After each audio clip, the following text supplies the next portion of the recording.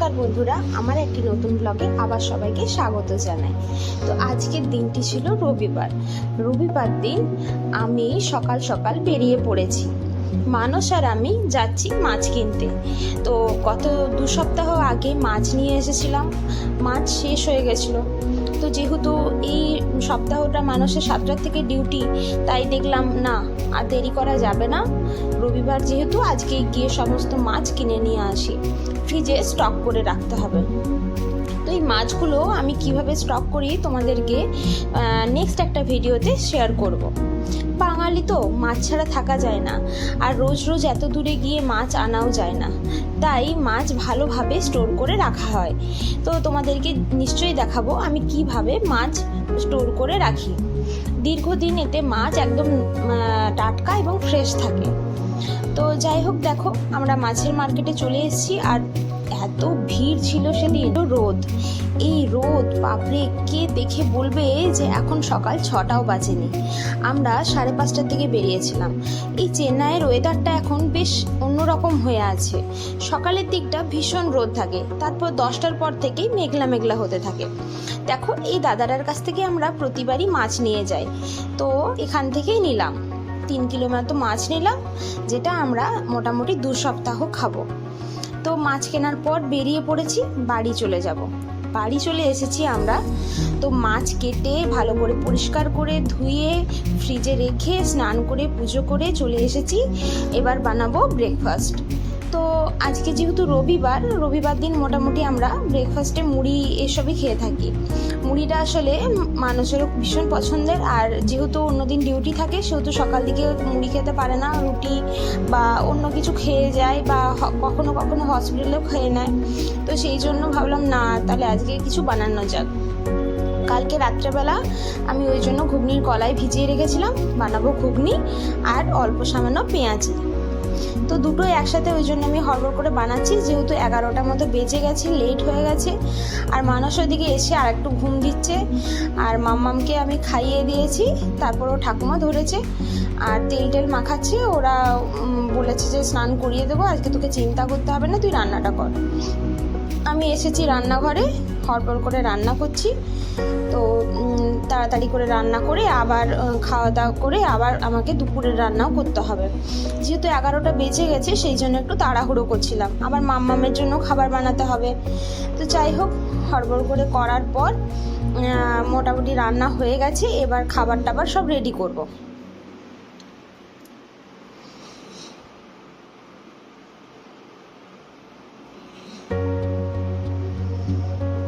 তো দেখো, তোমাদেরকে দেখাচ্ছি আমি কি রকম বানালাম। কেমন হয়েছে তোমরা কমেন্টে জানিও। তো সবাই কিন্তু আমাকে ভালোই রিভিউ দিয়েছিল। আমি কিন্তু এই পকোড়া বা বেগনি এগুলো বেশ ভালোই মুচমুচে বানাতে পারি। কেমনভাবে বানাই মুচমুচে সেটা তোমাদেরকে অবশ্যই শেয়ার করব। এই দেখো, এটা হচ্ছে ঘুগনি। মায়ের জন্য আলাদা করে বাটিতে তুলে রেখে আমাদের জন্য আলু মিশিয়েছি। মায়ের ব্লাড সুগার আছে বলে আলু মেশাইনি। আর এদিকে হচ্ছে পেঁয়াজি। আর এই লোহার কড়াইটাতে আমি ছাঁকাছাঁকি করি। তো এটা খুবই ভালো, এটা বাবা আমাকে কিনে দিয়েছিল যখন আমি মাস্টার ডিগ্রি করি। তো তখন থেকে এটা আমার কাছে আছে, আর এটা ভীষণ ভালো আর ভীষণ মানে সহজে এটা আর কি ইউজ করা যায়, আর মাজা ধোয়া করতেও কোনো কষ্ট নেই। তো দেখো, আমি এবার খাবার টাবার রেডি করছি। তো মাম্মাম আছে ও ঠাকুমার কাছে, তাড়াতাড়ি করছিলাম একটুখানি। এবার খাওয়া দাওয়া করে আমাকে আবার রান্না করতে হবে। খাওয়া দাওয়া শেষ, চলে এসেছি রান্নাঘরে। মোটামুটি কিছুটা তোড়জোড় হয়েও গেছে। দেখো, এটা মানুষ ভিডিওটা নিচ্ছিল, আমি রান্না করছিলাম। তো আমি আজকে দুপুরবেলায় বানিয়েছিলাম একটা ছ্যাঁচড়া, সমস্ত সবজি দিয়ে, ঝিঙে, পটল, বেগুন, তারপর গাজর, আলু, বিনস এই সমস্ত দিয়ে, আর ছিল পটল দিয়ে মাছের ঝোল। তো এই ছিল আজকে দুপুরের মেনু। আর তাড়াতাড়ি করে রান্না করে খাওয়া দাওয়া করে নিয়েছিলাম। তো খাওয়া দাওয়ার সময় আর ভিডিও করিনি, কারণ মাম্মামকে নিয়ে না সবসময় পারা যায় না। প্লাস ওকেও খাওয়ানোর থাকে, ঘুম পাড়ানোর থাকে। তো আমরা অল্টারনেট করে খেতে বসি, মানে হয়তো আমি বসলাম তো মানুষ ধরলো, মানুষ বসলো তো আমি ধরলাম, কখনো কখনো মানুষ যখন ডিউটি যায় মা ধরে, আমি খাই, এভাবেই চলে আর কি। বাচ্চা নিয়ে সংসার যা হয় আর কি। আর ও না ভীষণ এখন হয়ে গেছে, ছটপটে হয়ে গেছে। আমরা যখনই খেতে বসি তখনই আমাদের কাছে আসবে আর খেতে চাইবে। এবার ঝাল ঝাল জিনিসগুলো তো ওকে খাওয়ানো যায় না, তাছাড়া এখনও পর্যন্ত আমি ওকে নুন দিইনি। তো যাই হোক, দেখো খাওয়া দাওয়া করে চলে এসেছি, 4টা মতো বাজে এখন। আর দেখো মাদের লাইফে কিন্তু কখনোই বলে না যে দায়িত্বের শেষ নেই, সব দায়িত্ব সবার শেষ হয়ে গেলেও মায়ের শেষ হয় না, সেই হয়েছে ব্যাপার। খাওয়া দাওয়ার পরে রেস্ট না নিয়ে আগে বলি না খাবারটা বসিয়ে দিই ওর জন্য আমি আজকে নাশপাতি সেদ্ধ করব। তো 4টার মতো বাজে, নাশপাতিটা সেদ্ধ বসিয়ে না দিলে এবার ওর আবার খাওয়ার জন্য দেরি হয়ে যাবে। হড়বড় করে এলাম ওই জন্য যে নাশপাতি সেদ্ধ করতে বসিয়ে দিই, এদিকে ও ঘুমোচ্ছে, তাহলে ঘুম থেকে উঠেই খাওয়াতে পারবো আর কি। তো এই 3টে মতো সিটি হবে, সিটি দিয়েই সেদ্ধ হয়ে যাবে, সেরকম কিছু ব্যাপার না। তো যাই হোক, এটাই ভাবি মাঝে মাঝে যে আমি আজকে যেটা করছি বা একটা মা একটা বাচ্চার জন্য যে দায়িত্বটা নেয়, সেরকম তো সব মাই করে থাকে, কিন্তু আমরা হয়তো সেই জিনিসটা ভুলে যাই বড় হওয়ার পর। আমার মা বাবার জন্য কবার খবর নিই, সারাদিনে হয়তো 1 থেকে 2 বার। তো যাই হোক, বাদ দাও এসব কথা। দেখো এটা সন্ধেবেলা, মোটামুটি ওই 6:30 মতো বাজে। আর আমরা আজকে বেরোবো একটুখানি শপিং করতে, সামনে তো দুর্গাপুজো জানোই।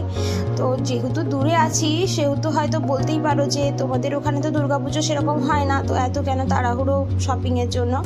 কি বলো তো, বাঙালিদের মনটা হয় যে দুর্গাপুজো আর একটা জামা কাপড় কিনবো না। আর তাছাড়া বাবা মা টাকা পাঠিয়ে যে প্রায়ই বলছে যে যা কিনে নিয়ে আয় তোরা। তো সেই জন্য ভাবলাম যে মামামের জন্য আজকে যাই, কিছু কিনে নিয়ে আসি। যাবো তাড়াতাড়ি করে, ওই জন্য রেডি হয়ে বেরোচ্ছি। আর এদিকে ও এত বদমাশি করছে, ড্রেস পরবে না, চুল ছাড়াবে না, কিচ্ছু করবে না, খালি ওই বাইরের দিকে যাবে, গরম লাগছে, অস্বস্তি হচ্ছে, প্যান্ট পরতে চায় না, এই আর কি বাচ্চাদের যা হয়ে থাকে। তো ওকে নিয়ে ঠাকুমাকে রেডি করে ঠাকুমাকে বললাম একটু বাইরে নিয়ে গিয়ে দাঁড়াও, পাশাপাশি না 3-4টে বাচ্চা আছে ওর সাথে খেলাধুলো করে, তো ওরা বেশ ওকে পছন্দ করে। আর এরও এখন দেখছি ওদের সাথে বেশ মিশতে পছন্দ করছে। তো সেই জন্য বললাম যে যাও ওদের কাছে নিয়ে যাও, তাহলে ওদের সাথে একটু খেলবে, আর আমি ততক্ষণ একটুখানি রেডি হয়ে নিই। না হলে ও আমাকে দেখলে আমার কাছে আসতে চাইছে, একদমই রেডি হতে দিচ্ছে না। যেহেতু বাইরে যাচ্ছি একটুখানি রেডি না হলে হয় বলো? তো সেরকম কিছু না, আমি একটু সিসি ক্রিম মাখলাম আর কিছু না, আর লিপস্টিক লাগাবো। আর সময় নেই, এখন দেরি হয়ে যাবে না হলে রেডি হতে গেলে। তো যাই হোক, রেডি হয়ে বেরিয়ে পড়বো। এই দেখো, এটা আমার ফাইনাল লুক, কেমন লাগছে বলবে। তো এই ড্রেসটা আসলে মানুষ আমাকে এই আমার অ্যানিভার্সারিতে, 2nd অ্যানিভার্সারিতে কিনে দিয়েছিল। তো একদিনও পরা হয়নি, ভাবলাম আজকে পরি। আর তাছাড়া দেখো মাম্মামের সাথে কীরকম ম্যাচিং হয়েছে। আর দেখো মেয়েটা একটুখানিও হাসছে না, কত ওকে ট্রাই করছি। বাচ্চারা এরকমই হয়ে থাকে বলো, কখন যে হাসবে কখন যে কাঁদবে বা গোমরা মুখ করে থাকবে কেউ বলতে পারে না। সারাক্ষণ মুখ গোমরা করে ভার করে রেখেছে। কত চেষ্টা করছি যে একটু হাস, কি হলো তোর, কেন এরকম করছিস, কিছুতেই হাসে না। দেখো কত ট্রাই করছি, গলায় কাতুকুতু দিচ্ছি, সেই মুখ ভার করে রেখেছে। কিসের যে দুঃখ আর কিসের যে চিন্তা ওই জানে। আর ওর বাবার কাছে ও যেতে চাইছে না, আমার কাছেও থাকতে চাইছে না, ঠাম্মার কাছেও যেতে চাইছে না, কি যে করতে চাইছে ওই জানে। তো যাই হোক, পৌঁছে গেছি আমরা। আর মানুষ কি করলো, যেহেতু জুডিওতে যাবো ভেবেছিলাম, তো জুডিওর পার্কিংয়ে রেখে দিয়েছে গাড়িটা। আমরা ওয়েট করছি যে বাবা কখন আসবে। ওকে বলছি দেখ বাবা চলে এলো, মুখ ভার করবি না। এসে মানুষ বলে যে চলো এবার অন্য জায়গায় যাব। আমি বলছি তুমি যে বললে জুডিও যাবো শপিংয়ের জন্য, আবার কোথায় নিয়ে যাচ্ছ? বলছে চলোই না। এবার এই ফুটপাথটা দিয়ে হাঁটতে শুরু করলাম। এটা টিনগরের কাছে একটা ফুটপাথ, তো এইদিকে আমি খুব একটা আসিনি। তো এখানে এসে আমার এত ভালো লাগছিল, কি সুন্দর জায়গাটা দেখো, কত মানুষ বসে রয়েছে, হাঁটাহাঁটি করছে, জায়গাটা ভীষণই ভালো লেগেছে আমার। আর নানান রকমের এখানে প্রচুর শপিং মলও রয়েছে, অনেক রকম দোকানও রয়েছে। তো এখন না বাজার গেলেই দেখছি বাঙালিদের আনাগোনাটা একটু বেশি। জুডিও গেছিলাম, তো ওখানে গিয়েও দেখছি সবাই বাংলায় কথা বলছে। এখানে তো যেহেতু তামিল সবাই, তো সেখানে তামিলেই সবাই ম্যাক্সিমাম কথা বলে বা ইংলিশে। তো এখানে গিয়ে মানে বাঙালিদের বাংলা কথা শুনতে পাচ্ছি। সবাই আর কি পুজোর শপিং যারা যেখানে আছে সেখান থেকে করতে এসেছে। তো যাই হোক, আমি মানুষকে বারবার জিজ্ঞেস করছিলাম কোথায় নিয়ে যাচ্ছ, বলবে তো এতখানি হাঁটাচ্ছ। তো বলে চলো রে না, দেখতে থাকো না। তো এটা দেখো, এটা আমি না প্রথমে ভেবেছি এটা মন্দির ভেবে আমি জিজ্ঞেস করছি এটা কী গো, বলছে এটা শপিং মল।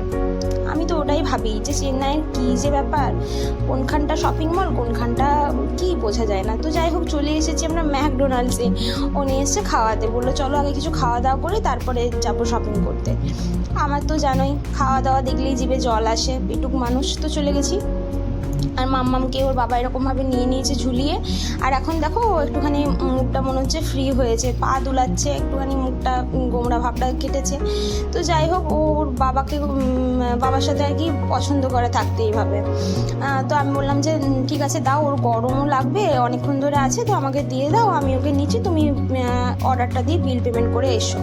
তো ওই জন্য আবার ওর বাবার কাছ থেকে ওকে আমি আবার নিয়ে নিলাম যে চলে আয় আমার কাছে বসবি। আয় এসে এত দুষ্টুমি করছে কি বলবো, মানে টেবিলের উপর বসবে না, সোফাতে বসবে না, কোথাও বসবে না। টেবিলে বসালে হামাগুড়ি দিয়ে অন্যদিকে চলে যাচ্ছে, আর সোফায় বসালে কান্নাকাটি করছে, বিরক্ত হচ্ছে। দিয়ে সেই ওকে একদম চিপে ধরে রাখার মতো অবস্থা আর কি। তারপর দেখছি টেবিলের উপর হাত দিয়ে দেখো কেমন করছে। বাচ্চা মেয়ে তো, ওকে কি আর আটকানো যায়। তো যাই হোক, ওকে দেখছে আর ওরকম মজা করছিল। তারপরে চলে এসেছে খাবার। এবার তোমরা আমাকে কমেন্টে জানাবে যে কাদের সাথে এরকম হয়। আমি এতটাই পেটুক যে খাবার দেখে ভুলে যাই যে আমাকে ভিডিও করছিলাম, এগুলো একটু ভিডিওতে নিতে হবে। খানিকটা খেয়ে নিয়েছি, তারপর মনে পড়েছে, তারপর বললাম দাঁড়াও ভিডিও করে নিই।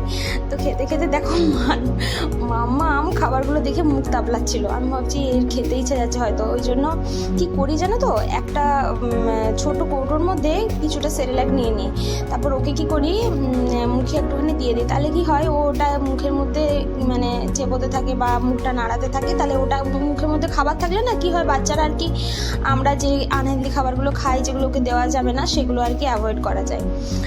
দেখো বেশ মজার মধ্যে খাচ্ছিল। তো আমি মানে এই জিনিসটা ভীষণই ফলো করি, আমার ব্যাগে সবসময় রাখি একটা ছোট কৌটোর মধ্যে সেরেলাক, যেটা আমি মানে ওর যদি হঠাৎ করে কোথাও কোনো খিদে পেয়ে যায় বা এরকম কোনো সিচুয়েশনের মধ্যে পড়ি, তো তাহলে সেটা কাজে লেগে যায়। তো খাওয়া দাওয়া করে বেরিয়ে পড়েছি আমরা, আর বেশি দেরি করা যাবে না, যেতে হবে, কারণ ওরও মামামের খিদে পেয়ে যাবে, রাত হয়ে যাচ্ছে। তো আমরা খাওয়া দাওয়া করে বেরিয়ে পড়লাম, সেরকম কিছু খাইনি, হালকা ফুলকা একটুখানি খেয়ে তারপর বেরিয়ে পড়লাম যাবো জুডিও। তো জুডিওতে ঢুকে তো ভীষণই সমস্ত কিছু ভালো লাগছিল। আর জুডিও তো প্রচুর অফার দেয়। তো আমি ভাবলাম যে মামামের জন্য ড্রেস কিনতে এসেছি ঠিকই, তো একটুখানি নিজের কী মানে মেয়েদের আর কী ড্রেস রয়েছে বা কীরকম কী অফার চলছে একটু দেখি। তারপর বাবা বললো ঠিক আছে দেখো নাও, যদি কোনো কিছু পছন্দ হয় তাহলে নিও। তো যাই হোক, আমি ভাবলাম না এখন আর নেবো না, এই মামামের অন্নপ্রাশনে গেছে তো প্রচুর জামা কাপড় কিনেছি, তো সেগুলোই এখনও ভালো করে একবারও হয়তো পরা হয়নি বা একবার দুবার পরেছি। তো ভাবলাম যে থাক, আমার জন্য আর সেরকম কিছু নেবো না, চলো মামামের জন্য উপরে গিয়ে ফার্স্ট ফ্লোরে গিয়ে দেখি। আসার পথে দেখি এখানে এত অফার চলছে কসমেটিকের উপর, ভীষণই ভালো। আর এখানে ওই 99-এর মধ্যে কাজল, তারপর 79-এ মাস্কারারে এই সমস্ত ছিল, প্লাস নেল পলিশ ছিল প্রচুর। তো এত ভিড় আমি আর কি দেখবো, আর মামামও বিরক্ত হচ্ছিল, কান্নাকাটি করছিল। তো বললাম যে না থাক, নাও পরে একদিন এসে দেখবো, চলো আজকে যে কাজে এসছি সেটাতেই যাই। তো ফার্স্ট ফ্লোরে ছেলেদের জামা কাপড় ছিল প্রথমের দিকটা, আর ওই ভেতরের দিকে ছিল মেয়েদের। কিন্তু একটা কথাই বলবো, এখানে মেয়েদের জামা কাপড়ে তো ভালোই, মেয়ে বা মানে বড় মানুষদের জামা কাপড়ে ঠিকই আছে, কিন্তু বাচ্চাদের সেরকম কালেকশন আমার ভালো লাগলো না। তাও ওখান থেকে আমি মাম্মামের জন্য দুটো ড্রেস নিয়েছিলাম। ড্রেসগুলো অন্য কোনো এক ভিডিওতে তোমাদের সাথে শেয়ার করবো, অথবা দুর্গাপুজোর ব্লগে তোমরা দেখতেই পাবে। তো যাই হোক, এখান থেকে আমার সেরকম কিছু পছন্দ হচ্ছিল না, আর যেগুলো আবার পছন্দ হচ্ছিল সেগুলো আবার সাইজ নেই, সেটা ওই 4 বছর 5 বছর বাচ্চাদের জামা কাপড়গুলো পছন্দ হচ্ছিল। তারপরে দেখি কি দুটো জামার জন্য লম্বা লাইন। তো যাই হোক, লাইন দিয়ে ওখান থেকে বেরিয়ে গেলাম, চলে এলাম ম্যাক্সে, এর পাশেই ম্যাক্স। তো আমরা সাধারণত এই ম্যাক্সেই আসি শপিং করার জন্য। এখানে আর ভিডিও বানাইনি। মাম্মাম একটু জ্বালাচ্ছিল, আসলে 8:30 মতো বেজে গেছিলো তো, ওর খিদে পেয়ে গেছিলো, তো তাই ওখান থেকে তাড়াতাড়ি করে ড্রেস কিনে বেরিয়ে পড়েছি।